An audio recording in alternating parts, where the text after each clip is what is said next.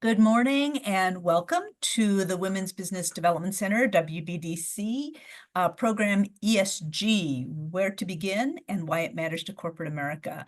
I'm Karen Goldner, the Managing Director of Established Business Services at the Women's Business Development Center in our Chicago headquarters office. It is my pleasure to kick this off today. We have a full panel of speakers, so I'm not going to take any time to do any more introductions of the WBDC. I will thank Sarah Brooke, who is the director of our Twin Cities office, for all of her work in pulling this together, as well as our speakers, whom we'll kind of thank as we go along. Couple of housekeeping items. This is being recorded, and we will put it on our website and send you the link following the program. And we will also be sending, I think, PDF copies of the decks from the two speakers who will have decks. And if you have questions, we'll be monitoring them in the chat. So please just type them in and we'll either make sure that they get answered at the end of the speaker or in one instance, kind of as we go. So please feel free to do that. So without any further ado, I would like to introduce Charles Waring, who's a partner with EisnerAmper, and they are one of our amazing founding partners in the Twin Cities, and turn things over to him. Thanks, Karen. Good morning, everyone. Excited to be here today. And as Karen mentioned, I'm a partner at EisnerAmper, and I lead our ESG services for the practice, both on the advisory and assurance side. So I'm an auditor by trade, so I apologize at the start here, but I've been in the ESG space as we've stood up our practice for 4.5 years at this point here. So today I'm going to go through what we affectionately call ESG 101, which really is going to help lay the foundation for some of the terms, concepts, and really some of the drivers that we're seeing in the market here. So let me share my screen with our slides. And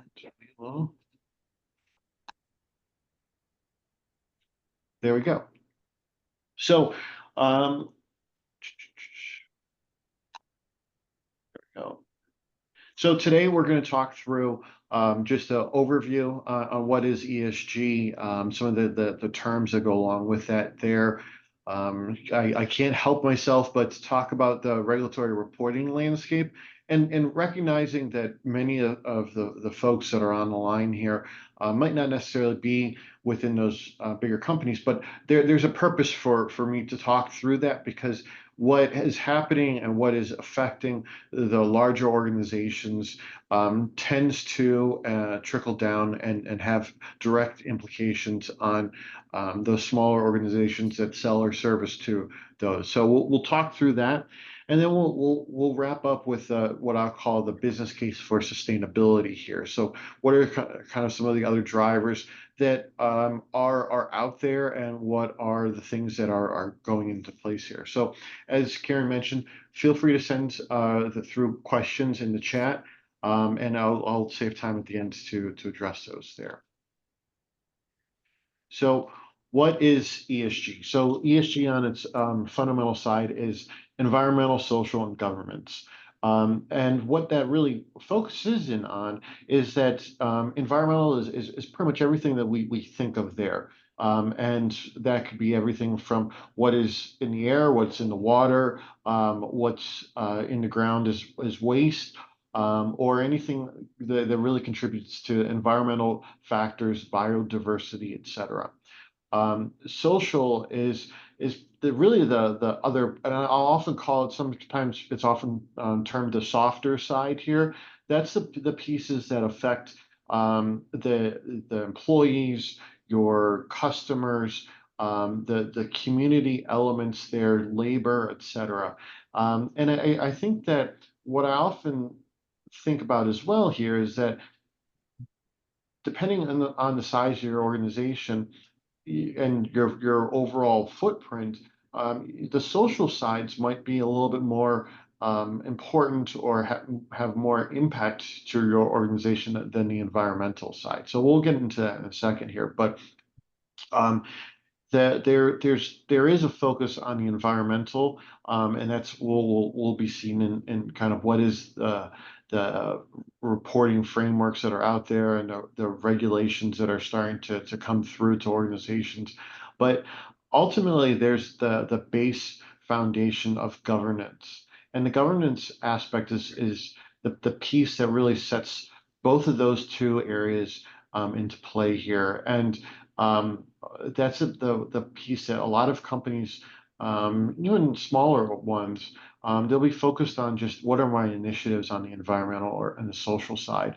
But in order to have effective programs that are meeting the needs of your various stakeholders, you need to have a foundation in the governance side. And that's oftentimes the less interesting component. It's writing the policies and procedures and making sure there's appropriate approvals and thought process and et cetera, et cetera. But I will tell you that as these programs and initiatives start to take shape within your organization, not having a solid governance foundation will have things kind of go awry. So one of the pieces that I often say here is that within people will say, "Hey, Charles, like, ESG seems like a buzzword or a buzz acronym," and they think it's only been around for the last 5 or so years, but that really isn't the case, and it's important to recognize that the thoughts around sustainability in businesses and in corporate operations really date back into the 1960s. And ESG itself was really coined in 2004. Now, a lot of traction has really been generated from the Paris Agreement, which is the agreement from the UN that was signed in 2016, which really stipulates the environmental and emission commitments that countries made to really limit and reduce the impacts of emissions within the environment. So I really just want to stress here that this is not something that's a new concept. There is some new terms here and more frequently used terms. And I do also want to make sure to say that what we often see is that because of the interest in the last couple of years, there's been maybe some organizations will just slap a label on it, or have kind of just one little aspect.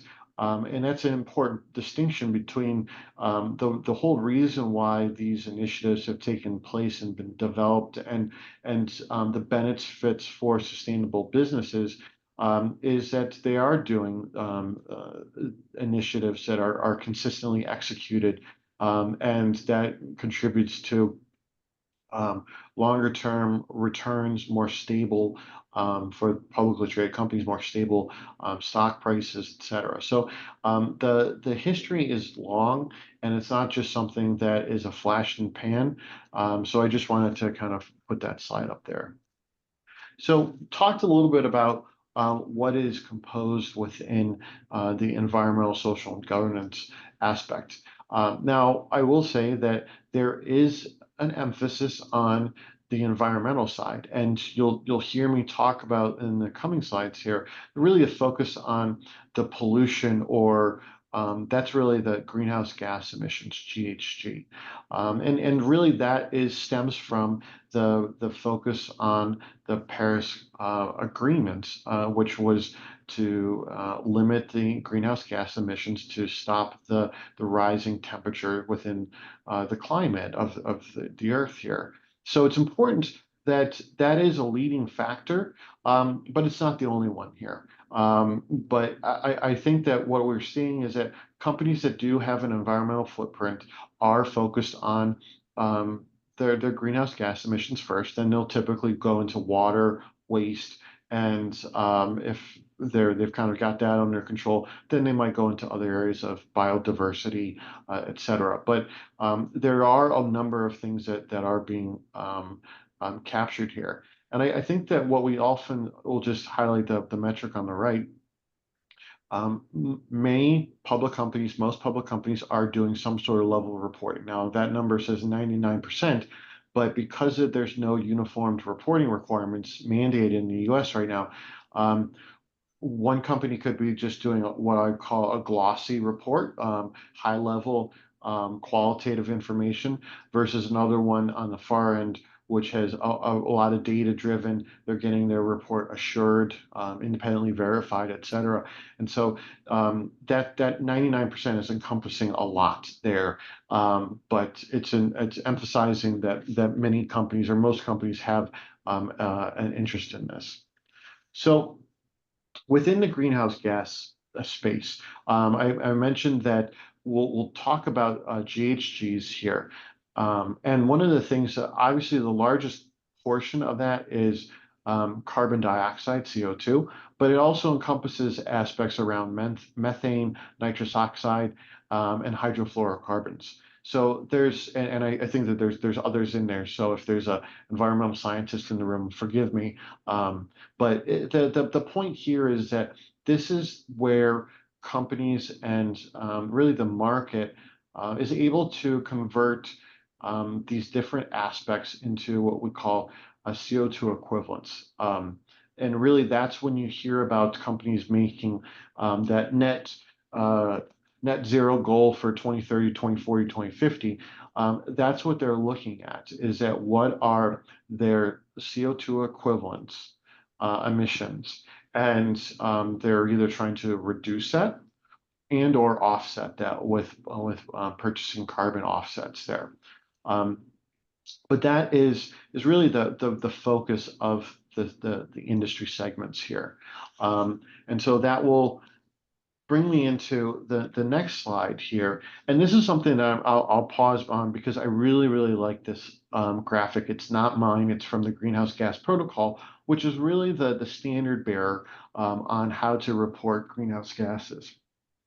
They really define the metrics, the equations, and everything that really is set the foundations for this. So when we think about and we talk about greenhouse gas emissions, they're divided into, for our discussion today, three different scopes. So scope 1, scope 2, and scope 3. So scope 1 are what we call direct emissions. So this is the emissions that are directly associated with the operations of your company, your organization.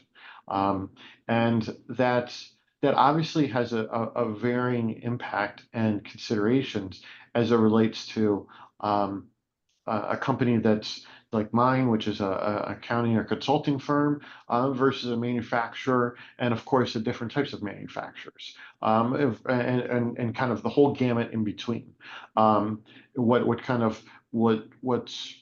going into the operations of a single kind of office building or consulting company versus something that you're firing up furnaces and a large machinery that is manufacturing widgets. There's a vast difference there. The next one, scope 2, this is your indirect emissions. So this is the emissions that are associated with how your electricity, your power was generated, that's purchased. So if you're purchasing from the grid, and sometimes you have the ability to specify, do I want to have it from renewable sources, so solar, wind, etc., fossil fuel, coal, or a combination thereof. So that is what goes into that. Now, if you have solar panels that are on your facilities, that's being generated from your facilities, that does not go into scope 2. So I think that that's a key indicator there. And then scope 3 is the indirect that is within your value chain. And so that's why I really like this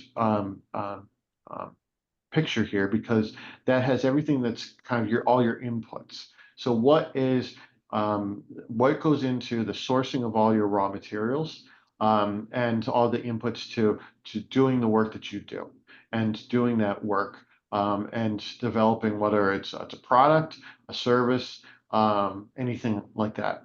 And then also, what is the output? So what is all of the emissions that are incurred from the delivery of your product to its customer? So that could be if you're transporting things on rail or trucks or ships, as well as or anything other delivery. So that's an important distinction there because as you probably are starting to ascertain, Scope 3 has the most moving parts, moving pieces. You've got a lot of vendors that are in place there, and so it's important that there's an aspect around their level of sophistication. Now, if you think about it, so also for uh, Scope 3 for a company is the scope 1 and 2 of those organizations that are in the value chain. So if you think about, if we take an example of a large Fortune 500 company, if those vendors of that Fortune 500 company are the ones that are in that scope 3. And so that's where you might find yourself if you sell or service to a larger company, that you're in that scope 3. And that's kind of what we'll get into here. But it's important to know the concepts of scope 1, 2, and 3. So that's why I really wanted to focus in on that. Here, I'll just skip this slide, but the aspect around there's a lot of different reporting standards and frameworks that candidly have started to come together over the last year or two. But it's often referred to as the alphabet soup of that. But I want to kind of get into a couple other things here. The other thing here I'll just briefly touch upon is what we call the concept of double materiality. So there's two aspects here. One would be the impact, so the financial materiality, which is where the outside, so the environment, the society, has an impact to the organization, and what is the risks to that business, and how do they address that? But then the impact materiality, which is the opposite. So what type of impact does that organization have within or into the environment and to society? I call upon this because in the US right now, the standards that are and the reporting requirements are starting to take shape are very much focused on the first one, the financial materiality, and what's being the impact to the organization. And in Europe, they're also baking in the impact materiality, so the other side of it. So if you're having connections or if you're dealing with customers or stakeholders that have any aspect in the European Union, you might be getting those questions or considerations as it relates to the double materiality component. So I'm going to kind of just quickly go through some of the topics here. So really, there's two things that are really taking hold in the US right now. The SEC came out earlier this year with their final rule for public companies to disclose in their 10Ks related to climate-related risks. So there's multiple components that are in this requirement here. Now, the one thing I will say on the front end of this is that the rule is currently stayed. So it's basically there's a pause on it because it was supposed to take effect next year, 2025. But it's important that it's still, many companies, public companies, are still operating and preparing for this, either because they're going to have to do something because of their European presence, or they know that this is an important aspect for them, so they're really focusing on it. But really, what I want to kind of just mention here is that there's a couple things that public companies would have to disclose their climate-related risks, so their exposure to natural occurrences and events, so hurricanes, extreme weather, extreme temperature, heat waves, deep freezes, etc., and what they're having to do to address that.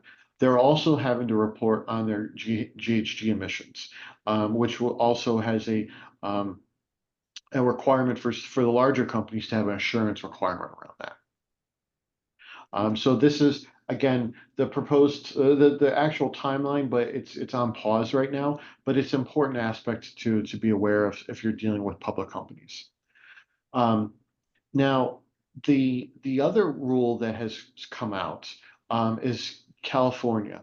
And California, they were actually the first mover. They signed their bills into play in October of last year. And really, they they essentially have two bills or two laws that really address very similar things as as the SEC's rule. The one really thing that I want to emphasize is that it's applicable to private companies as well as public companies that are doing business in California. Now, there's a similar type of timeline here, but I will also say that the conversation that's happened really for the first 6 months of this year, which has come through in the month of July, was that there's talk of delaying the implementation of the California laws. And what we've seen from the governor's administration in California is that they have come through with a drafted proposal for that 2-year delay. It has not been officially adopted yet, but at this point, it's almost presumed that it will be adopted, simply because if nothing else, there hasn't been implementation guidance coming out. But it's the thing that we're finding is that there are companies that are similar if you're meeting threshold. So the lowest threshold is $500 million in total revenue for a company. But then doing business in California, that could mean a variety of things, whether you have personnel, sales, operations, et cetera there. So it's an important thing that if you are, again, are selling or servicing to a company that does business in California, that is larger, so over $500 million, they could be considering, you could be roped in because there's a scope 3 component to it as well. And like I said, there's questions around how specifically to implement, et cetera. But again, this is something that is still in the docket. It's getting a lot of attention.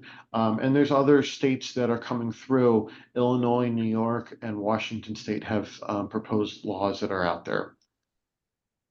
So just in my last few minutes, so kind of what's the business case here? So what does it mean for business? So there's a variety of stakeholders here, whether it's your investors, customers, employees here. But there's an aspect around what we're seeing is that it's also being baked into the cost of doing business. So an example would be is that I had a client just call me last week. They do business with a Fortune 500 company that candidly they were really not well aware of the requirements that were being put forth onto them. And so they're kind of frantically scrambling because the company is saying you need to report your GHG emissions for 2023 to us. Oh, and by the way, we want it assured by under AICPA standards as well. So it's really now becoming, especially for those companies that are in the value chains of larger companies, what are you doing? And if you want to continue to be either doing business with us as a top tier vendor of us, what can you be doing and what's your emissions? So really what we're talking to clients about is you can either be kind of out in front and using this as a strategic initiative to prepare because you know that this is kind of in the landscape. Or you can take it as a compliance exercise. So kind of, hey, you know what, we'll wait until our customer or key stakeholder asks us to do it, and then we'll do it. Now, the challenge, though, is that one, it can be, it's more of a little bit of a difficult exercise if you wait to do the compliance exercise versus, hey, you know what, we're going to take a positive approach and go out and embrace some of these initiatives here. Charles, I just yes. want to give you, we're at about the 5-minute mark. Okay. Are there questions in the chat? I don't see You it know, because I'm the sharing. one, you've answered them, I think, but maybe just to be explicit on one, Hmm? for these subcontractors, tier 2, tier 3 types of requirements, are there revenue thresholds? In other words, if I'm a $3 million company, but I'm selling to a company that has to report, do I still have those requirements? That's a great question, and it's all predicated upon how that company, the buyer, is structuring their processes.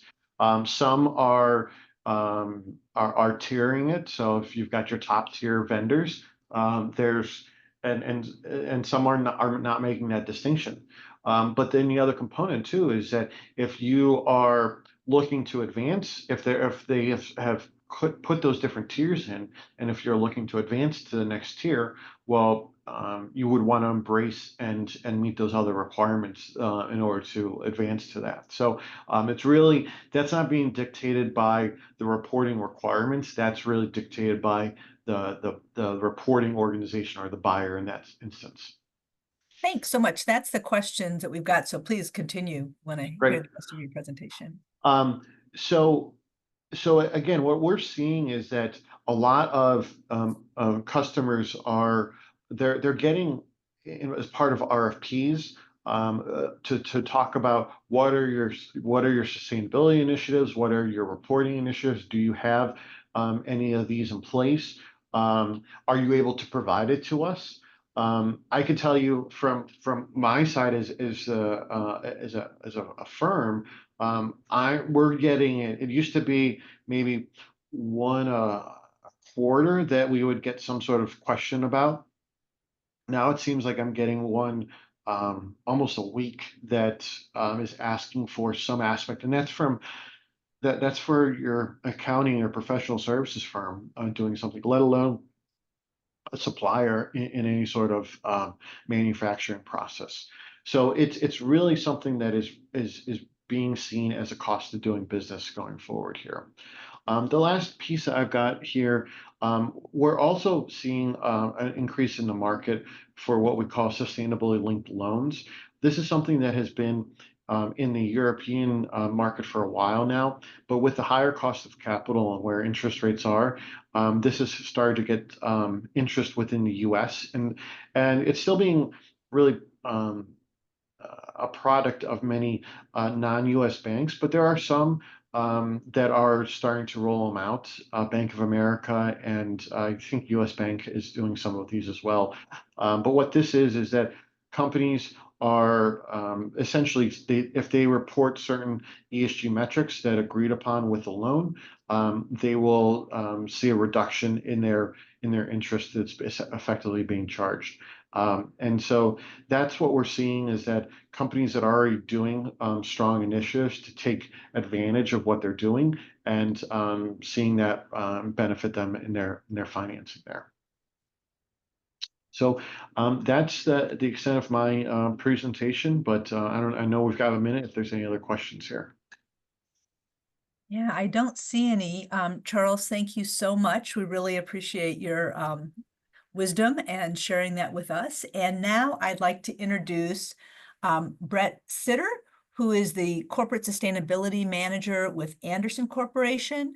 Again, please put questions in the chat for Brett, and we'll kind of be managing that while we go. Here he goes. Thank you so much, Brett. Welcome. Let's put this in presentation mode here. Perfect. It's kind of weird. I guess my camera's gonna go over here, but we'll make it work. So sorry, just 1 second here. Okay. Okay, so thanks everyone. Today I'll kind of piggyback off of what Charles said there and talk about what is your carbon footprint and where to begin. So as mentioned, my name is Brett Sitter, a corporate sustainability manager here at Andersen Windows, and handle any and all things sustainability related for the company. All right. Oh, there we go. So what I wanted to work through today is really kind of bringing it back and what is the value of sustainability and how does that tie to the carbon footprint? So what is a carbon footprint? So we'll go through some of the fundamentals of like, what is it and how do you calculate that? And then tying it back to after you've done this, then how do you translate that value to your customers or to the public? So those are really kind of the four areas that I want to work through today, and we're going to kind of make a full circle on this.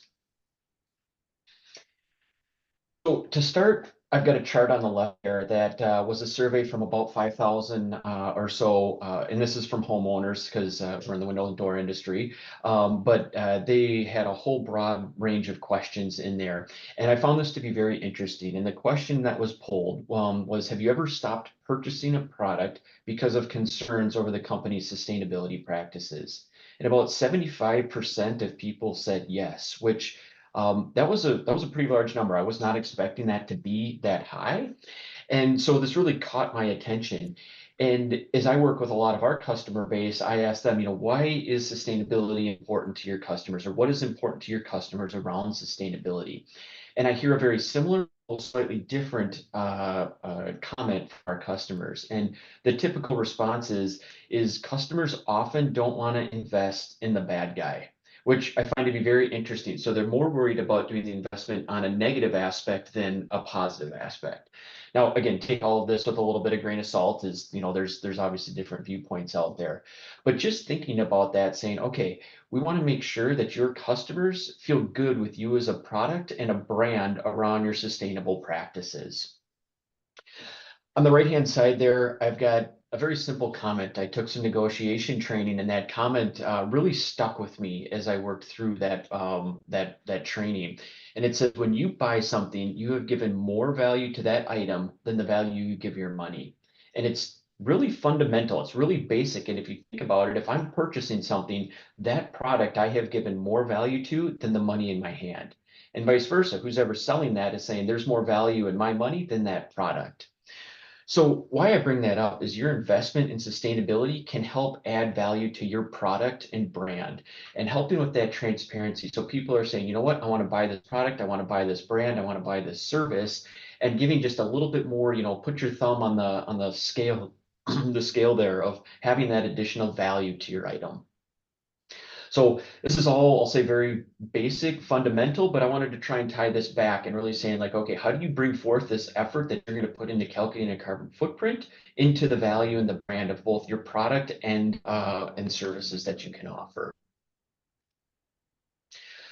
So I pulled just a couple of industry examples here. The first one on the left is Etsy, and it says we offset 100% of our carbon emissions from shipping and packaging on every delivery. And after we work through this today, you should give an idea of like how they are actually calculating that and what that means. Sort of helicopters flying over here. And then on the right-hand side there, Patagonia, it says, we grow our cotton organically. And I underlined a section in that says, we save water and reduce CO2 emissions by 48% per kilogram compared to conventional carbon fiber, or cotton fiber, I'm sorry. And so both of these companies are doing some very simple calculations, and then they in turn market that. So if you've ever ordered an Etsy package, you'll see when it comes in, sometimes they've got the little sticker in there or they market that on their website. So they're doing a lot of value add through that. And then Patagonia is obviously known as a very sustainable brand. But again, this is just right on their website. And how are they taking what they've calculated and turning that into brand, or in this case, product value? So I wanted to just discuss a few terms, and Charles actually did a great job at teeing this up. And don't get too nervous here. We're not going to go back to Chemistry 101 on this, but it is important to understand like the fundamentals. And when you see these terms, what do they mean? And when you go through a conversion, how is this talked about? So the four terms here is carbon, abbreviated as C, carbon dioxide, CO2, the global warming potential, which is GWP, and then carbon dioxide equivalent, which is CO2e. And what those really mean is the carbon is an element on the periodic table. The next one there, CO2, is a gas that all other gases are baselines to with respect to their global warming potential. For reference, 1 kilogram of CO2 has 0.27 kilograms of carbon, and that's just based on the fundamental elements on the periodic table there. Global warming potential, it's a measure of how the gas of interest contributes to global warming with respect to CO2. And then CO2e is how a bundle of gases, global warming potential, compares to CO2. So just for example, if a process emits 35% methane and 65% nitrous oxide, the CO2e is 187.25. How they get there is 35% of that is times 28, and then 65% times 273, which is their global warming potential, which I've got in that chart down there, equals 187. Now, lucky for everyone here, most of these conversions are done on the backside, and you don't actually have to remember any of this, but it's helpful just that you can understand, like, where are these conversions coming from here. I'll also say that in the industry between these four terms here, they're pretty loose when people start referring to them, and I myself will kind of jump back and forth. You can be broad and pretty much say, you know, they're all talking about the same thing. It does become a little bit more critical when you actually start doing the reporting, or if you do public disclosures and things like that, to make sure that you are differentiating between these. But you'll often hear from my example, say the carbon impact of this is that, or the CO2 impact of this, and those are often interchanged at this type of calculation.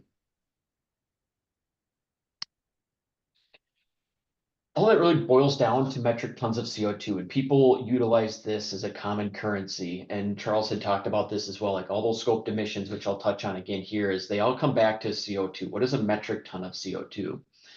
So that picture there in the middle, there's my daughter proudly holding a beach ball above her head, and that equates to about 0.3 kilograms of CO2. A metric ton is going to be about 2,941 of those beach balls. So it is a substantial amount of volume.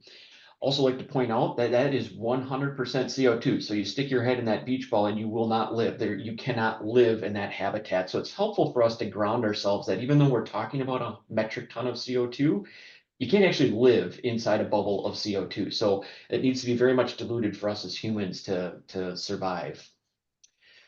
Some different equivalency factors there. So driving about 2,500 miles in your average gas powered car will produce 1 ton of CO2. And then on the flip side, once CO2 has been emitted, how do you sequester that? So how do you pull that out of the atmosphere? So to sequester about 1 ton of CO2, you'd need about 1.2 acres of forest. So to put those together there, if you drive 2,500 miles, you need a forest of about 1.2 acres to sequester what you have put into the atmosphere via your car. I'll also point on the far right-hand side there, I've got a QR code. This goes to the EPA carbon conversion calculator. I've got probably a half dozen or so different QR codes throughout the presentation. Feel free to take a picture now, or I do have them on the thank you slide as well at the end, that you can go back and reference these. As Charles has mentioned, scoped emissions, it's important, and to, I'll say, at least high level understand what is being referred to will help you navigate this space. So maybe just to reiterate a few things here, that scope 1 is really direct emissions, for example, your company vehicles or company facilities. So this is really your directly owned assets there. Scope 2, purchased energy. So if you're getting energy from your power company, natural gas, that fits into there. Scope 3, everything else. So there's the indirect upstream and the indirect downstream. I've heard numbers that this can contribute anywhere from 80 to 95% of your entire environmental footprint. I'll also say the complexity of calculating these goes up significantly because you oftentimes have to rely on third parties, your supply chain, to get this type of information. So what I'm going to kind of walk through here is focusing on just 3 of these. I'll say they're more on the easier side to calculate. There's also several of these that you can do once you kind of understand the fundamentals, but we'll work on the company vehicles. So any vehicle that you own, business travel, and then purchased energy, such as electricity and natural gas. So prior to making a CO2 footprint calculation, you need to understand again what's going into the background calculation, and everything has a conversion factor. So the conversion factor is really used to convert something into CO2e. And I've got 3 examples here. So the first one there, which we've talked about, this is just slightly different. So putting gas in your tank turns to CO2 after combustion of 1 gallon of gas, it produces 0.009 metric tons of CO2. So that's a conversion factor. So if you purchase a gallon of gas, you can use this conversion factor to turn that into CO2. That middle one there from a manufacturing perspective. So let's say that you've got a product that needs to dry out of solvent. So you cast it and then you need to evaporate something off. Or if you paint your walls, there's typically a solvent, that smell that you have. That is considered some solvent. And that uses energy. So in a manufacturing site, that energy needed to dry that. So you got to put some heat into that. That produces CO2. And then the solvent itself has a CO2e as well. So what is that actual footprint coming off of your product or manufacturing that product? And then the last one, even throwing something away has a CO2e to it. So landfills produce methane, and that has a CO2e of 28. And so what that really is, and I forgot to mention this on that previous slide, for example, the CO2e of 28, which is methane. Methane is 28 times more impactful than CO2 when it gets into the atmosphere. So as Charles had kind of hinted on there, like the greenhouse gas effect, capturing that heat, retaining it in our atmosphere, that's what that global warming potential means, is it's 28 times more potent than CO2. So I apologize, I forgot to mention that in the previous slide. So anyway, these are some of the conversion factors. There is an incredible amount of conversion factors out there for the materials and the life cycle that you need to calculate. There's a lot of great information out there. I would start maybe with the greenhouse gas protocol, as they've got a lot of great lists of things that you can go to and resources that can use to help work through this. So let's just go through one example here. That's a pretty simple example, but what I did is I set a Microsoft Hub, basically a TV that's seen in a lot of conference rooms. Oftentimes I see them left on when I go home for the day. I myself go and turn them off, but what is the actual impact of me spending that extra 5 seconds to go turn that off during non-working business hours? So what you do is first calculate the total amount of hours per year the display is not being used, which comes out to about 6,000 hours per year. Then that second line there, so you take that 6,000 times 668 watts, and this is something that's given to you via the TV manufacturer in this case. They said our TV on average, or our Microsoft Hub, uses 668 watts. That gets into watt hours, which comes out to about 4,462 kilowatt hours per year is the energy used to power that TV in non-working hour conditions. Then, as we talked about, you need a conversion factor in there to turn that energy into CO2. So you take that 4,000 kilowatt hours times what I've got highlighted in red there, the 0.288 kilograms of CO2 per kilowatt hour, and that comes out to 1,287 kilograms of CO2, or 1.2 metric tons of CO2 per year. Now, I'll point out just one thing here, that there's a little bit of a nuance, and we're going to talk about this in this slide, but that energy to use to power to the CO2, that is a function of where you live. So if renewable energies is powering your facility, or coal, they have a very different emission factors. Now, lucky for you, there is a set of emission factors that is agreed upon and used in all of these reporting. So you really just need to know your location, and it calculates that for you. Now, it is slightly different if you have solar on your roof. That gets a little bit more complex, but that's just one more step that you can do in the process here. And then really what I find more impactful, and again, tying it back to the brand, is, okay, great. You've got 1,000 kilograms of CO2, or 1.2 metric tons. To 99% of the world, that does not mean anything unless they have seen my daughter holding a beach ball. And most people have not, except you people on the phone here today. So how do you convert that into something that's useful, and how do you do something different with that? And that's what I've got on the bottom line there. So how do you convert CO2e to a land equivalent? So we take that 1,000 kilograms of CO2, we times that by another conversion factor. Again, this is on that EPA website, of 0.0012 acres of forest per kilogram. And that turns out to 1.5 acres of forest a year. So really what that means, sequestration is on the side of taking it, CO2 out of the air and sequestering it back into the ground. So you can say something like, by turning off the Microsoft Hub during non-working hours, we would avoid 1.2 metric tons of CO2 per year. Or to sequester that amount of CO2, you need 1.5 acres of US forest. You can take it a step further and say your average city lot's about 1/3 of an acre. So you need 5 city lots put together right next to each other, full of forest, to sequester the amount of CO2 that would be produced by not turning off your TV during the year. So again, a lot of math on this slide. Again, I just show this as the background side of it, but then also tying it back to the value as well, saying, okay, now we've converted to something. What can you say about it? How do you bring that to your, I'll say, average consumer, or maybe even the corporation that you're working with? A lot of different ways that you can work through that. And that EPA calculator has some great conversion factors. So here's some examples of just different industries and where footprints come from. So real estate is an example of the footprint of driving your car to and from a client's house, or the house that you're showing. So what is the footprint of that? Banking, this is a pretty interesting one, and I should even maybe put insurance into this as well. But who are you investing in? When you have a transaction and you put money in your savings account, what is that bank investing that money in? It's just not sitting under their mattress. They're investing that in something, and they should be disclosing what that investment is. And you can help push your banking and or insurance institution in what direction they should, or you can help have a say in that, or pick the bank that more aligns with your values. And again, this is one of the scope 3 emissions. I forget which number it is, but scope 3 downstream investing. So what is your bank investing in is another way that, that a footprint can be calculated. Your transportation, if you own your fleet or your contracted fleet, this kind of gets back to the Etsy example there. You know, what is the shipping footprint of you moving material?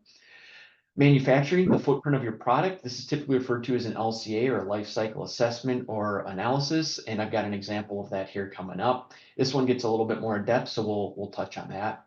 Another example is software. So what's the energy needed to run your software? Put together a PowerPoint, you need energy to produce that. Or if you have an app, what is the energy that it's associated with running your app?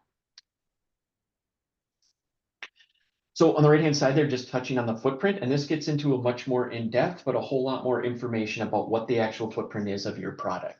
Again, it's using all that stuff that I just showed on those previous screens, the conversion factors, the energy usage. And what I have here is an example of a footprint that we did for one of our windows. And I highlighted just the top area there, as that's directly tied to what we just talked about. And that's the global climate change potential, or the kilograms of CO2. So for a picture window, in this particular one, for every window produced, we produce about 69.8 kilograms of CO2. Now, the LCA will give you a whole lot more information: acidification, eutrophication, water usage, energy, landfill, all of that. And so it really gives you a nice comprehensive picture and things that you can do to drive to lower that footprint. And ultimately, make claims on these types of things. All right, so actually diving into where we're at to calculate this. Again, this is high level, but these are some easy ones that you can do. The conversion factors are all down there on the QR codes as well. Again, I'll have those on the last slide.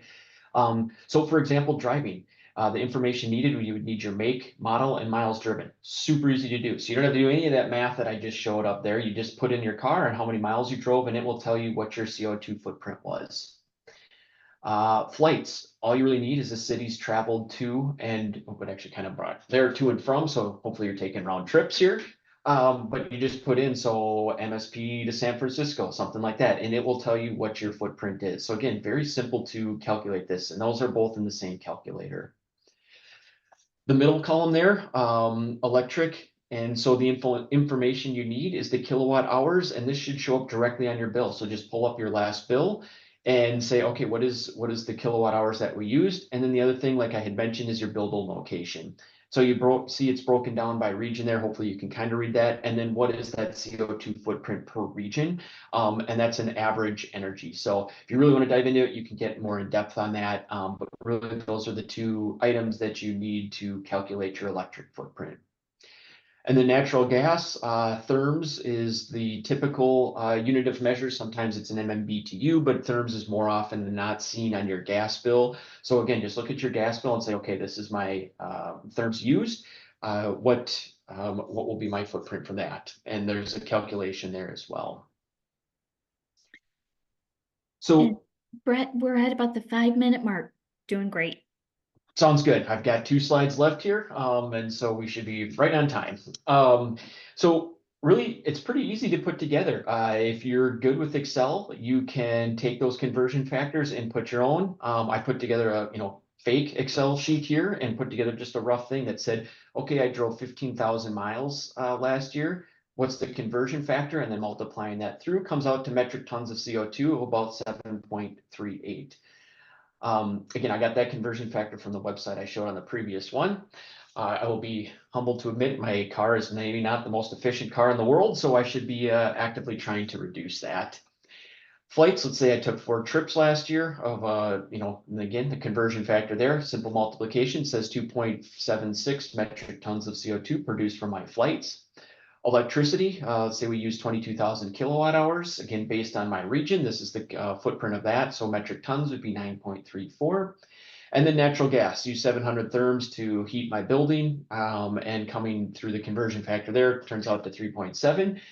Add all those up. The metric ton footprint for, let's say, last year or the time period that I put in for this turned out to be 23.18 metric tons.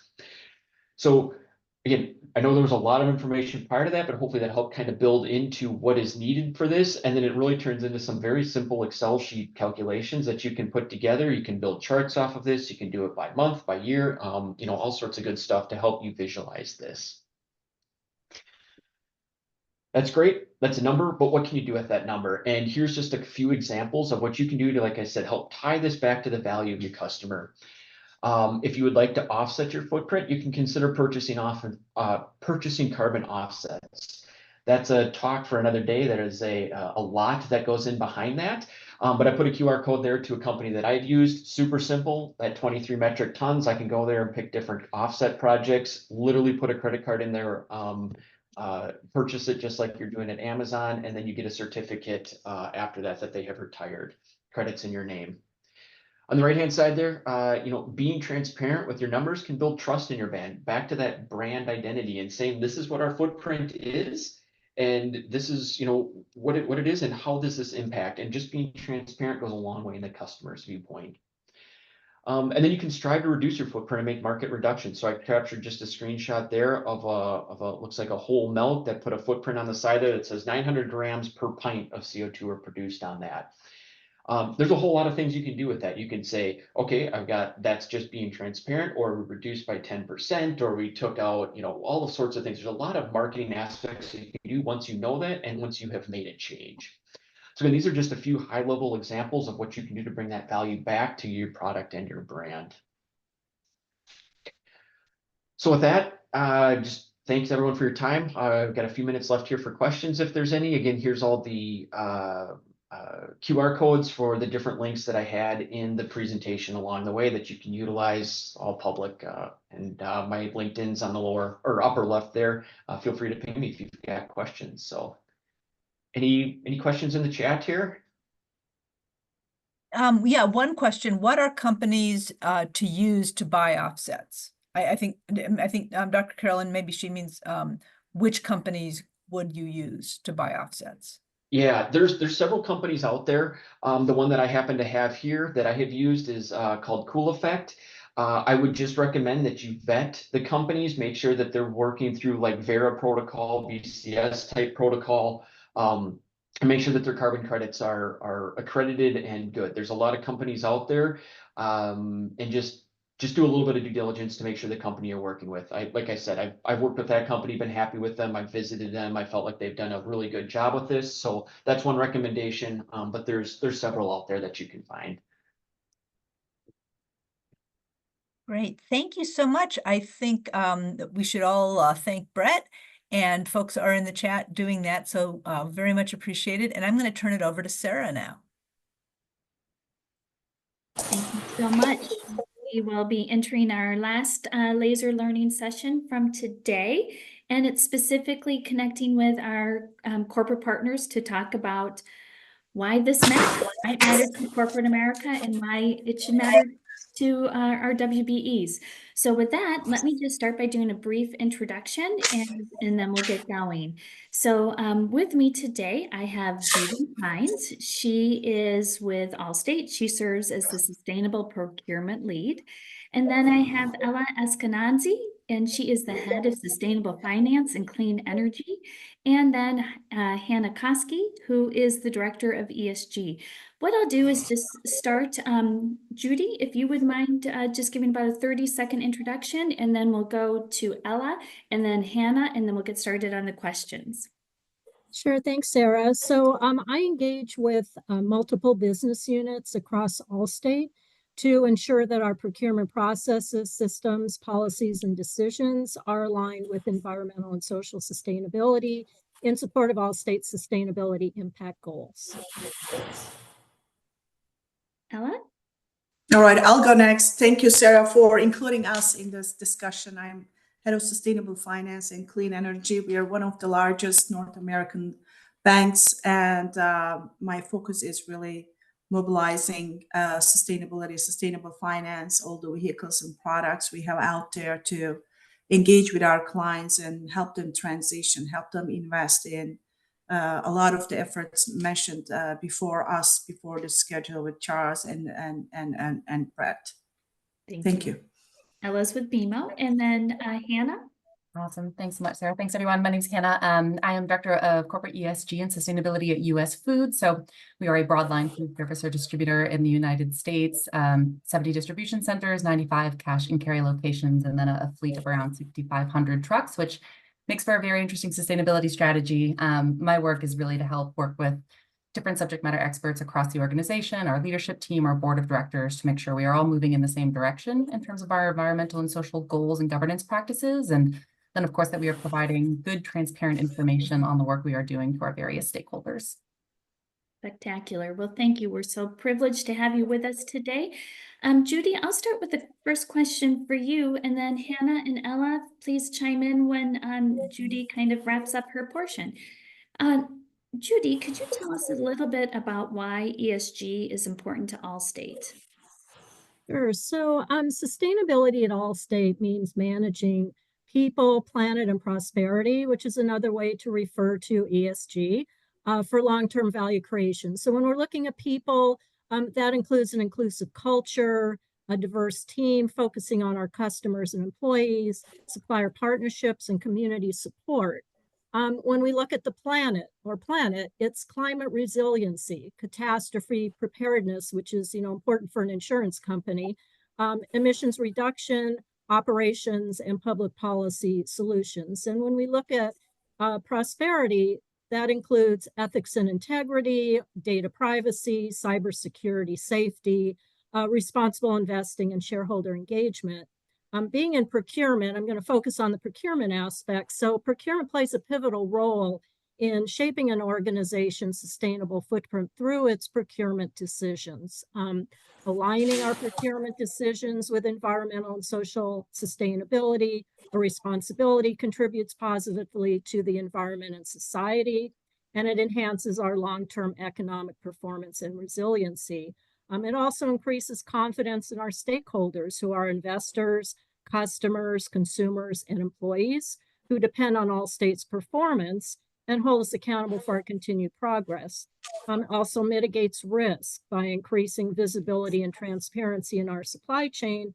And finally, it also raises awareness of increased legislative and regulatory pressure. In 2023, we recognized an opportunity to drive global sustainable procurement, operational efficiencies, and alignment across our global regions by engaging with Allstate's family of companies that are located outside of the United States.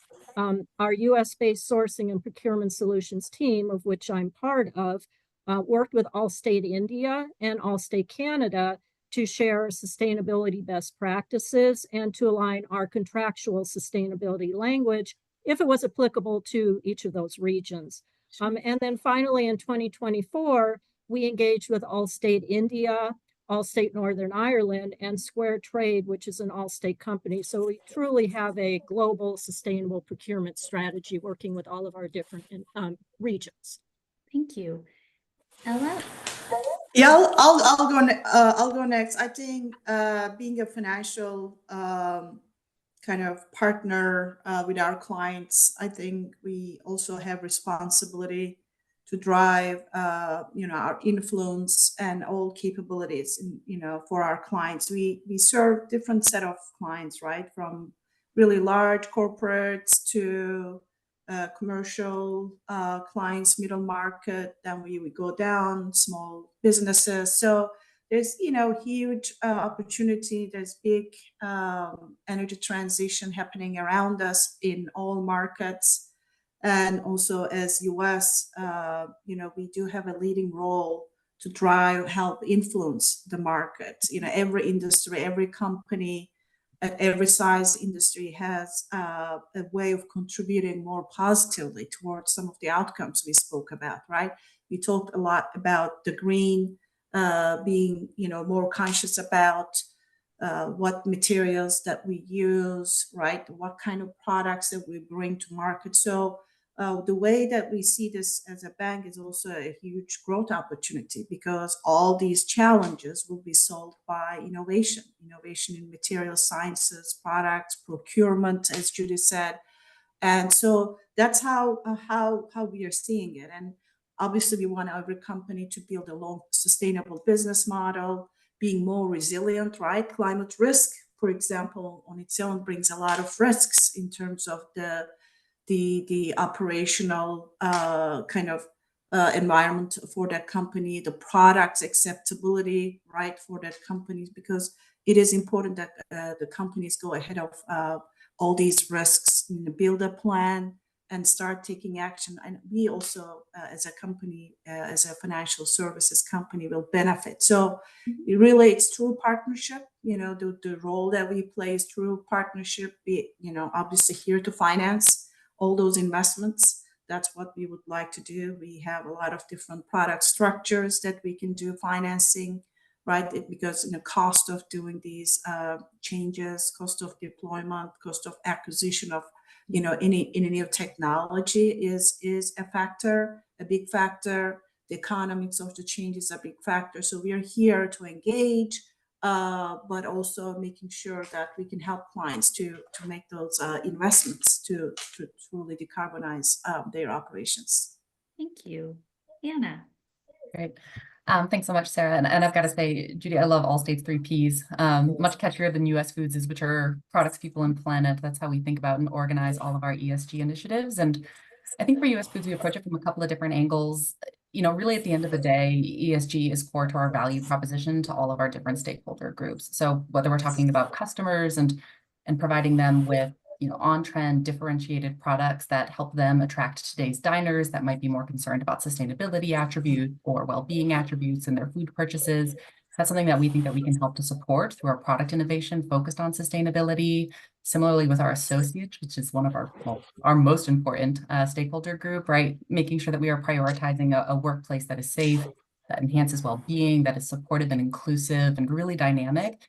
It not only helps to attract and retain talent, but it makes sure that the people that work at US Foods are fulfilled and satisfied in doing so, which is critically important to our business success. And lastly, with our shareholders, making sure that we are maximizing those returns. And I think what's really critical to our sustainability initiatives is that they are also business positive. And I think you heard this throughout today, and we'll probably hear more of it. In so many instances where you have identified your risks and your opportunities, focusing on those sustainability initiatives can really help to deliver returns to your business, whether that's through reputational enhancement or more efficiency in your processes for the purposes of cost savings. There really is business to the benefit, benefit to the business, excuse me, too many Bs. And so kind of with that, we really have taken the approach of thinking about sustainability in all aspects of our business strategy and making sure that it's really well embedded in how we think about our priorities, both sustainability and more broadly to the business, how we engage with our stakeholders, and then again, certainly how we kind of communicate about the work that we are doing. Thank you.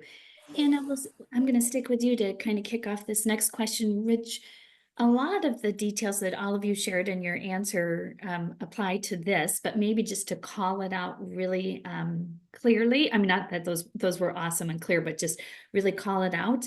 Why do you think suppliers should care about ESG or people, planet, profit, or, the acronym that you choose that's similar to ESG? Yeah, I mean, I think it's multifold, and I think we've heard a lot of it today. And really depends on the approach you take, whether you want to be driven there by compliance or really looking to get ahead and embed ESG in your sustainability and strategic focus, differentiate. You know, I think for all the reasons that everyone on this panel has already talked about, by prioritizing those areas where you do have risk and opportunity, you really are delivering business benefit and differentiation. And so that alone, making sure that you were focused on the right ways to enhance your brand, your product, to, you know, meet the needs of your customers, to attract new customers, all really critically important to business success. Obviously, the emerging regulatory landscape is pushing companies up and down the value chain. And I think what we are seeing with those trends is that they are inclusive of the entire value chain. So, you know, while today, some of that regulation, for example, might be impacting companies at a certain revenue threshold in a certain region, right? We all know that our supply chains are deeply interconnected. And so it really takes end-to-end collaboration in order to deliver on any of those requirements for strategic initiatives. So I think to stay competitive, right, to be able to do business, it's kind of become doing business. There needs to be some consideration of what your ESG risks and opportunities are as well. Absolutely. Yeah. Ella? Yeah, I'll chime in here. So just some perspective. There's rarely any company that does all the work themselves, right? So think about it. That's the start. So companies do outsource, do depend on other providers, right? Either it's a product manufacturing company, a food agriculture company, distribution processing company, right? So there are a lot of players beyond the boundaries of the organizations. So if you're a supplier, right, in any industry, you serve, your clients. And I think what we have heard all along is there's the whole collaboration needed for us to drive the change. With capacity building needs to be broad, covering, the value chain. So if you're thinking about, hey, I want to just simply reduce my carbon emissions, it's not just your operational emissions. So if you're not doing everything yourselves, like your responsibility, some liabilities, right, is outside your boundaries. So I know there are a lot of participants in the call. If any of the entrepreneurs, the companies serving, to their clients, right? I think it's important that every entrepreneur, every company understands what's happening in those respective industries that they are serving. What are the change drivers? And anticipating that, at some point, there's going to be pressure, there's going to be kind of more reporting integration that they need to do to align with these new growing standards. So it's so important. And companies spend a lot of time capacity building to improve their supply chains, meaning around the ESG, around sustainability, right? So we're talking about, the green aspects, green credential, but also social. We talk a lot about, the social factors important in the supply chains, right? The credentials around labor, think about it, the fair labor, all those practices. So it's important that if a supplier is serving these different industries, knowing exactly what's driving the change, what are the important issues in that industry, so that they start really thinking about their own business. Ella? And incorporate these considerations to eliminate the risk, but at the same time to bring a more positive impact. Thank you. Judy, what are your thoughts? And then after Judy, the question is coming to the chat that kind of goes along with this. So I'll head that route after Judy. And I may hit on that chat question too. So, while Allstate, expects suppliers to engage in the, social and ethical business practices, climate change is actually becoming an increasingly important focus for Allstate. And, as you can imagine, being an insurance company, climate is critical to our operational financial success, and mitigating climate risk is central to Allstate's business. So we really rely on our suppliers to support our efforts to reduce our emissions. If we look at scope 3, which, there was a description in an earlier presentation. So we look at scope 3, category 1, there's actually 15 different categories.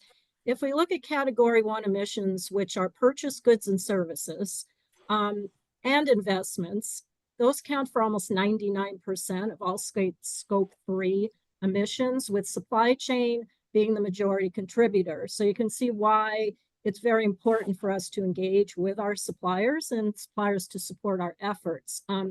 Allstate's a member of CDP supply chain, and I think that might be touched up maybe on the chat question, which is a global environmental disclosure platform, which enables us to measure and manage our suppliers' environmental performance and impact. We're committed to reducing the emissions in our supply chain, and so we expect our suppliers to share that commitment by disclosing their environmental data via the annual CDP questionnaire.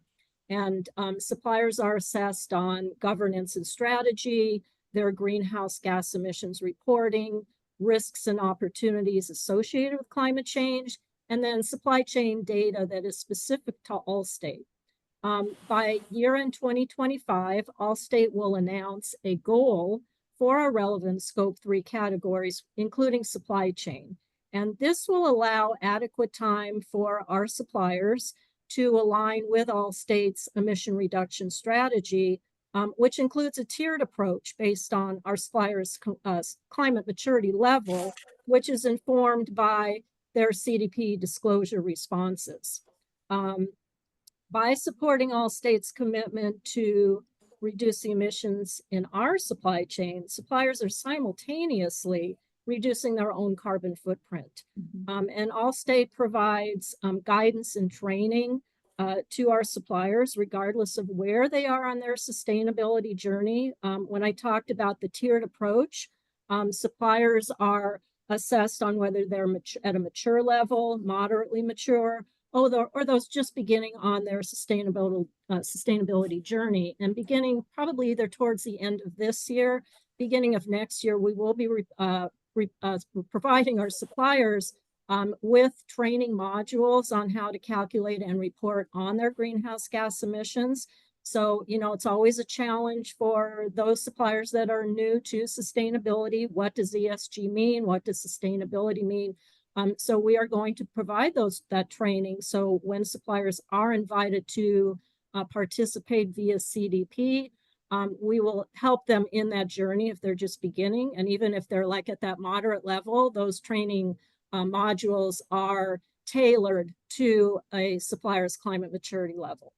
And so just one last thing is our climate action expectations are set in our supplier code of business conduct and also our supplier contractual language. Thank you. The question in the chat, and Judy mentioned it a little bit during her response, but do you see any other third-party platforms emerging as the dominant rating for subcontractors' ESG efforts that you would like to call out or share to either of you? Yeah, there's actually two. So I would say that CDP is probably the gold standard when it comes to emissions reporting. And they align with, different standards out there. There's also EcoVadis, and EcoVadis touches on the ES and the G. So it's, it's encompassing all three of those criteria. I would say those are probably, just in my opinion, are probably the two, the two that people are most aware of. There probably are other third-party providers out there, but I think those are the two that a lot of people are familiar with. Okay. Anna or Ella, any other ones that you'd recommend?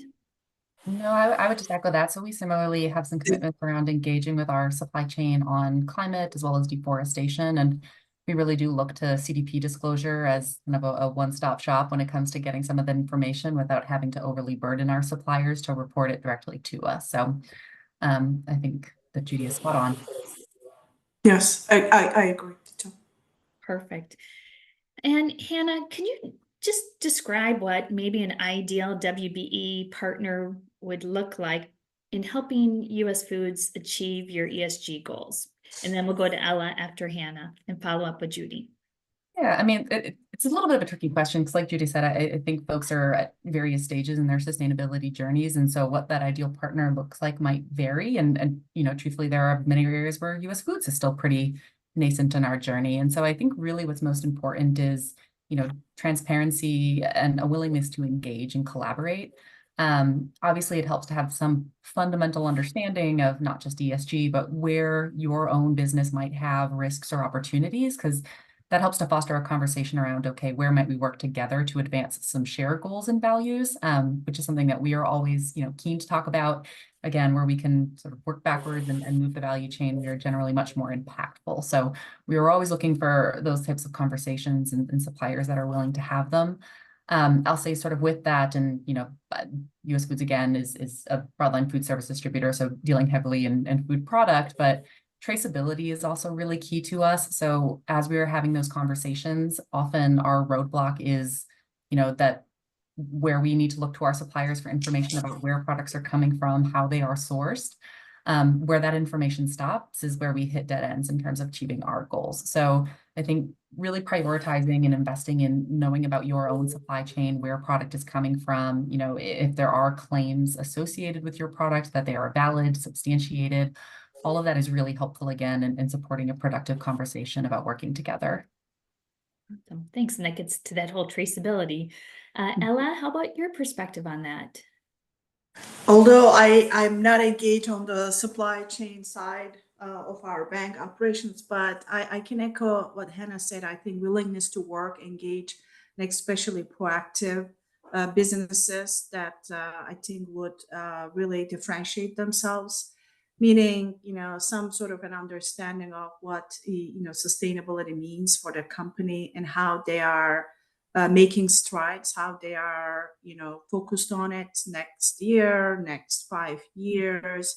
I think it will differentiate because there are a lot of companies that are yet to build ESG strategy, yet to, find like the top 2 or 3 things that they will be focused on, or they are yet to discover connecting with their critical clients, right? So the more proactive a company is, the more connections that they make in the market, in their value propositions, in their brand, in their services differentiation, incorporating these factors, the more I think kind of the distinguished character that they will build in their growth efforts.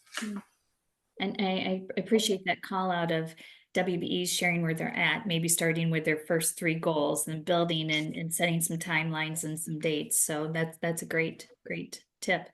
Judy, how about from Allstate's perspective, what does an ideal WBE partner look like?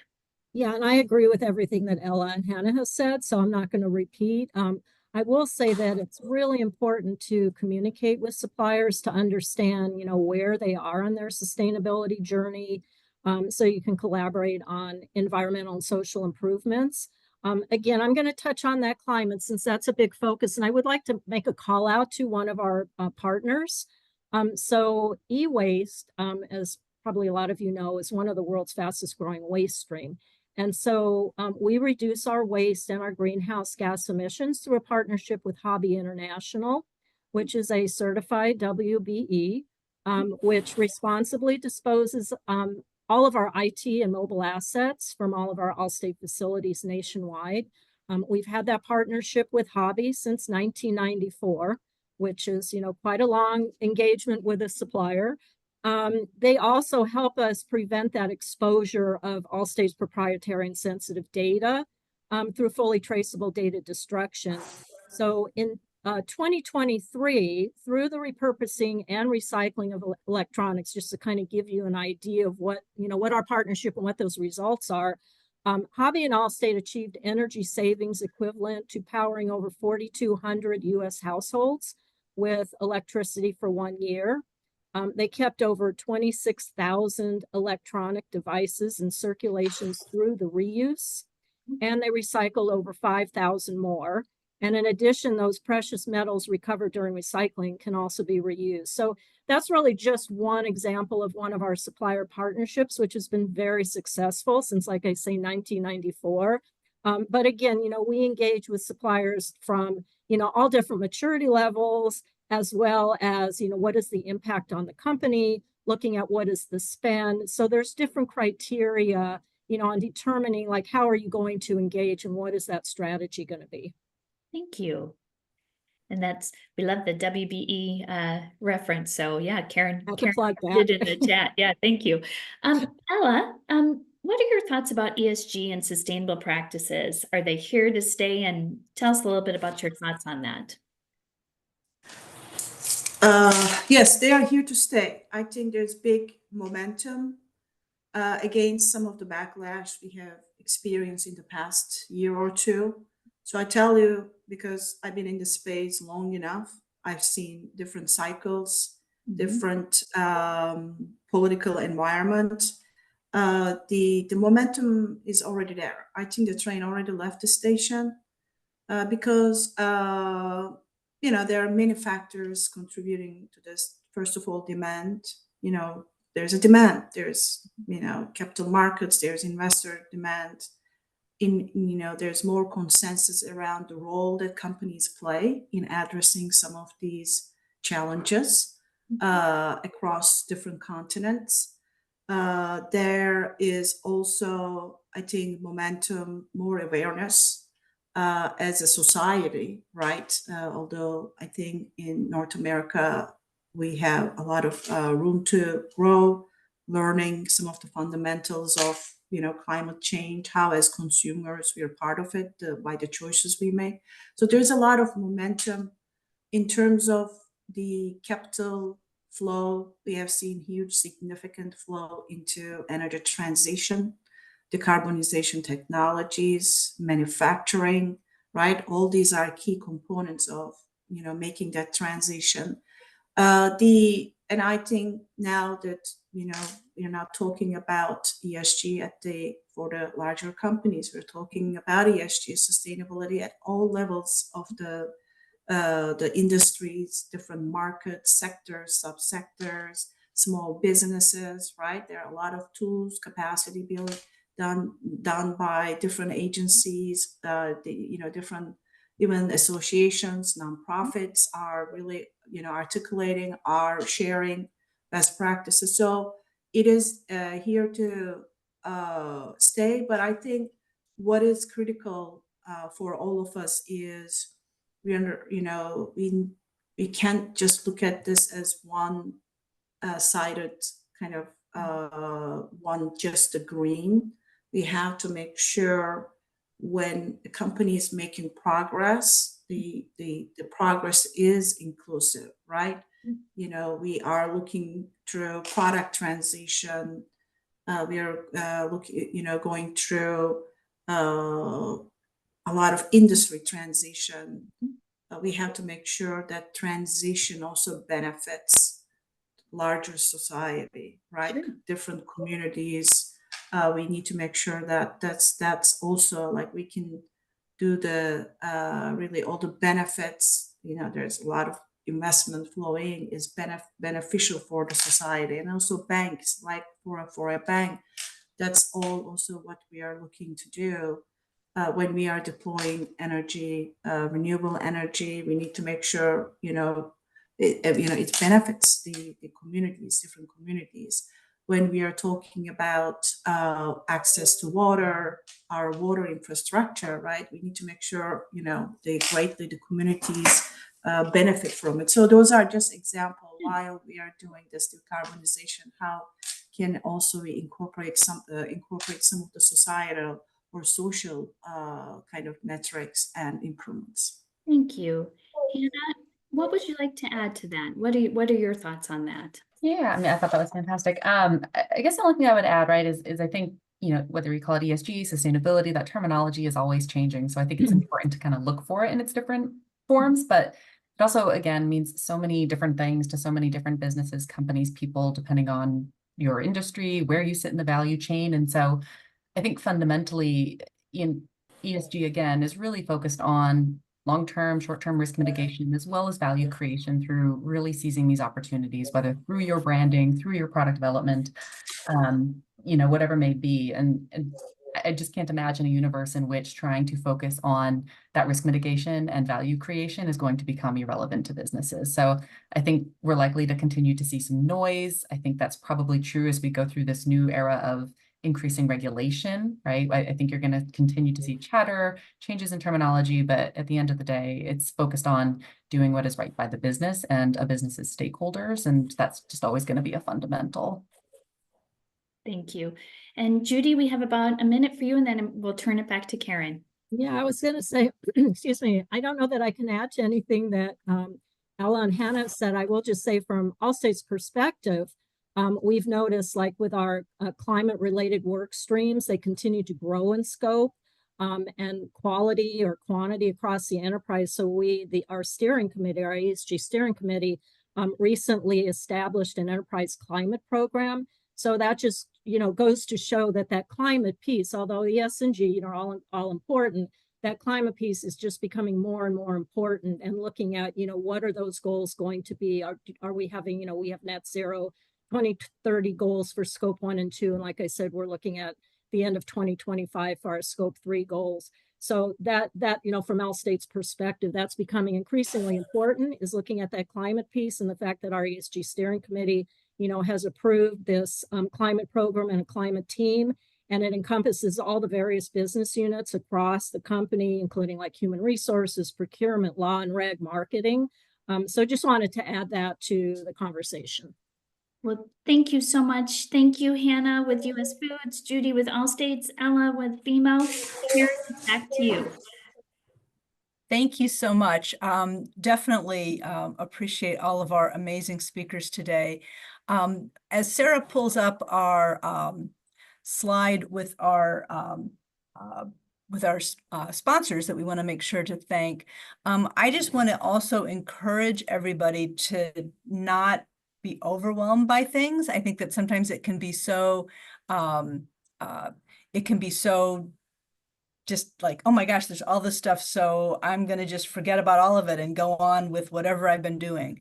And so I would really encourage people, if you do nothing else, to just think about one thing you can start with, right? One thing to start with, and then when you do that, and then you can do the next thing. So I also want to say, with respect to our sponsors, Allstate, Andersen, BMO, EisnerAmper, and US Foods, there are lots of people who say lots of things in the world, and it's just delightful and really rewarding to work with organizations that are actually doing things as well, and are really truly committed to ESG and to supporting women entrepreneurs and other diverse entrepreneurs, and we are so grateful for that.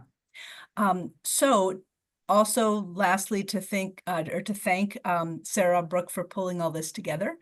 Joan put something in the chat, which I think is a great idea. Just, start with a Green Business Bureau, in your community. And again, just do something. This is being recorded has been recorded, as I mentioned, and we'll be sending out the link that's going to be put on our website so that you can look at it again. Sarah will be sending that out, the link out probably tomorrow by the time it gets put on the website, and then also with the decks. So again, thank you all very much for joining us. Have a wonderful afternoon, and thank you so much to our sponsors and speakers. Take care.